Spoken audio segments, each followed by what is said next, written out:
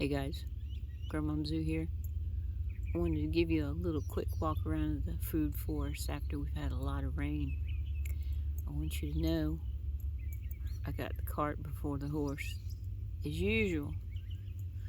But when that happens, you just teach the horse how to push the cart. Alright, so here I've got my little pallet fencey piece thing. I've made a little picket fence. It's kind of ugly on the inside, but looks cute on the outside. I've got lots of stuff planted. Lots of sweet potato starts, marigolds going. Trickster! Tricks! I try to keep Tricks out of this little area, but she hops up. And more sweet potatoes. See the sweet potato right there on the dirt? It's just making slips for me. I'll come and cut them off and plant them other places. Cracker Jack marigolds, tons of tomatoes. There's going to be grass clippings put around all of these tomatoes to help with the weeds, keep the weeds down. It'll actually burn the weeds down and feed the tomatoes. Here I planted my little red pepper patch. We got some artichokes going here. I'm telling you, it looks rough. I haven't been able to get out here and chop and drop anything in between storms. More Cracker Jack marigolds. This little wildlife area here is still got to be taken care of. My squash and zucchini and stuff is kind of struggling. The pests have eaten my seedlings and all kinds of stuff. But I tell you what, I have thoroughly enjoyed the comfrey with all my little bees. I believe this one's taking a nap. Is he? Yeah. He's sleeping. The others are not. The others are working hard. Bumblebees love this thing. A lot of the stuff in here is volunteer perennial. My giant sweet potato that I had that was 4.5 pounds. This is the one that I planted. It's giving me all kinds of slips. I left the dandelions in there. We got trees and this and that. Everywhere you see a little stick like that means that I've put some sort of seed in the ground. Yellow summer squash. There's some more over here, but then I've got things planted around the pear tree. This area here is still really rough, but this is more sunflower bulbs, trees. I'm even letting the pokeweed grow in there. I know dogs and stuff don't need to be eaten if there's stuff you can do with it. This striped Barbados lily is just stunning, and it's getting ready to put up another one. I've got a bunch of these things planted around here. It's kind of like, I don't know, it's kind of like a treasure hunt every time I come out here. I am in the midst of taking down the collard flowers, although the bees still eat off of some of it. There's some wild lettuce in there growing in between the sunflowers. Wild lettuce everywhere. All of this rye will be chopped and dropped to feed things. Peppermint. My giant pampas grass. This little fence here is ugly as it can be, but it keeps the dogs from running over and wrecking my cane, sugar cane. My corn, I planted that a little bit early, and it's actually doing really well. I'm sure it likes all this rain we've had. This little patch here, from like here all the way to there, There's more or less going to be flowers and bulbs and lilies and stuff, except for this fig tree. I'm not sure if this fig is going to make it. It's still pliable, so I'm thinking it will eventually kick up some little growth down there at the root. So until it starts getting brittle, I let it try. Volunteer melons or something over there. Over here, as you can see, little bugs have been eating on my patty pan squash. But, you know, zucchini and squash are one of those things where you just keep seeds in your pocket all year long, and when you come outside, you stick one in the ground. That's how you do. Because the pest pressure is so bad down here with vine borers and stuff. This little fig tree, I thought it was done. It looked like it was diseased, and daggone if it didn't just come back up. Sweet potatoes, sweet potatoes, sweet potatoes, sweet potatoes. These here, especially that one right there, and the ones I have in my pots, are ready to take clippings off of and stick in the ground. All I do is take one with 2, 3, 4 nodes on it, and then I break it off. I poke a hole in the ground. I stick the whole thing in the ground, cover it up real good, mash it down good, and it's fine. You don't need to put it in water and root it. It'll do its thing.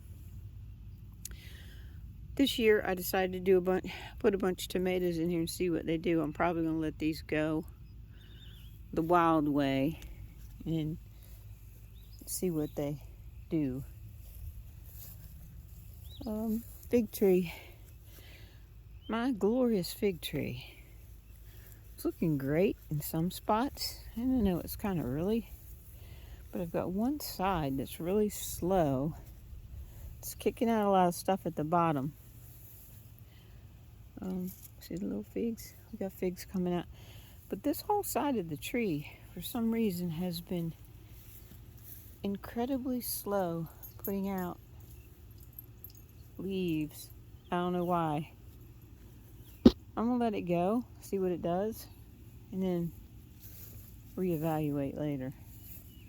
I've got a bunch of flowers in here, canna lilies, more tomatoes, potatoes coming up everywhere, volunteer melons and stuff.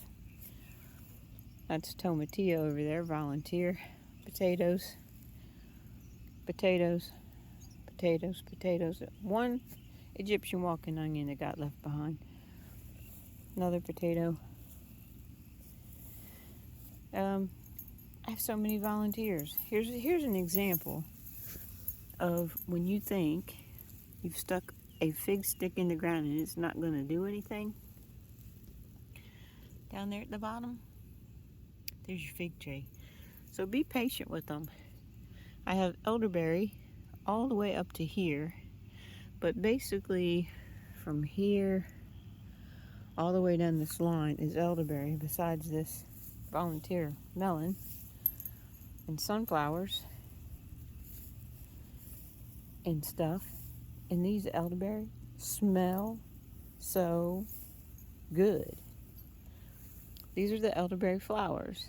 Now, I will take some of my elderberry flowers when they get completely full like this, and I'll make tea out of them. I've actually dried some, dehydrated some, and I have them put up in a jar, but for the most part, I want the elderberries to make tinctures and syrup. This right here, wild lettuce, pain relief. I'll soon be out here harvesting it and dehydrating it. Actually, this elderberry,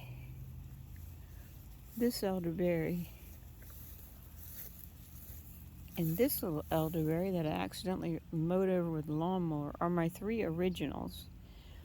And all these little sticks in the ground that you see, I mean, it's hard to see a lot of them, but they're doing fantastic. Elderberries, they put out new shoots from rhizome. So when you plant one, because I had 3 sticks here, 1 stick in each group, and over a couple of years I've gotten it's turned from 1 stick to dozens.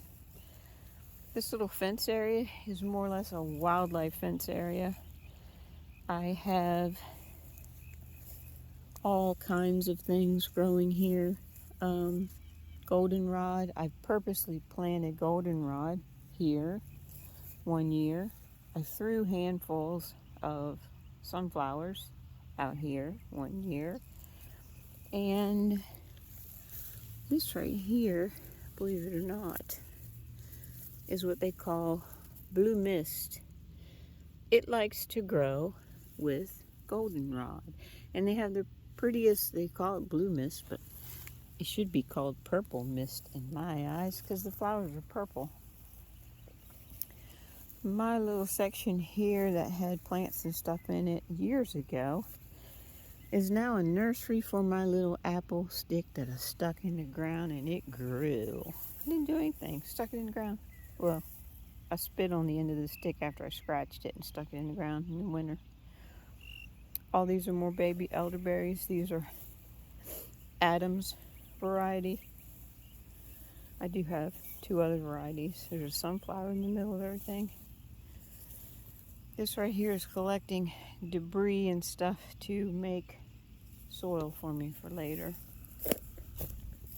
I just about tripped over a vine. Little peach tree, tomatoes, sunflowers, volunteer. We needed the rain, but it has beat up my stuff. I've got collards and cabbage and carrots and sunflowers, and these are all volunteer tomatoes back here. My little apple tree that I grew from seed, he needs a trimming down at the bottom. There's some beets in the middle of that jungle. This is Russian kale that I'm letting go into seed. It grew all winter. I did plant some baby Russian kale here, which I could harvest and eat now. I just haven't. But it flowers out kind of like collards, and the pollinators really like it. These tomatoes are going to be, they'll have a little sticker stake beside them soon. Just a little behind on that. I got to take some sticks and make some stakes. This is food foresting, crazy as it gets. This collard right here, these little pods, they'll dry. That particular one. Most of the others I've cut down because they've started to fall over and get in the way of my tomatoes and stuff. But they will dry. I'll hang them up in my tack room. Let them dry and collect the seeds. Brussels sprouts. We're trying again. And I know it's not a good time to do Brussels sprouts. But I'm really trying to grow some for my grandson who loves Brussels sprouts. We'll see. I'll definitely try harder in the fall. Get some plants started sooner. I believe that's my loquat tree. And of course, Queen Anne's lace is everywhere. I love Queen Anne's lace from her pollinators. So, this is a section of wildness. Queen Anne's lace, wild lettuce, Queen Anne's lace. Normally, there's a little black spot in there. Actually, you can see it on this one. There's a little black dot in the middle of Queen Anne's lace. And then, after a period of time, when they're doing their thing and they're done their flowering, they'll take this little pod and make this little pod sack. Kind of cool. You can just take that and throw it anywhere. One lone zucchini there. I accidentally mowed it down the other day with my hand cultivator. I felt terrible. I got a bunch of other things growing over there around the tires. There's a little plum tree right there. So, in a baby mimosa tree. I'm going to let it come up. Because my mimosa tree won't live forever. Will it, Trix? Will it, Trix? Say no more. You won't live forever. The mimosa tree won't live forever. So we have to have mimosa trees. Yeah? We do. Bless this glorious mess. Oh, let me show you this. See this little vine here with all these stickers on it that will absolutely rip your skin to parts. You know what it is? It's a dewberry vine. I've been fussing and tearing that thing out for years. Now that I know what it is, I'm leaving it. I even have a mimosa tree growing out from under my little tree porch. I'm leaving it. These dewberries. There you go. Dewberries. Who'd have thought? I have lots of wild blackberries. I have some thornless blackberries, strawberries. And then we have the trickster. Trickster! Hey, can you give me a boop? Hey, boop. That's a boop. That's a good boop. She's a good girl. Take care, y'all.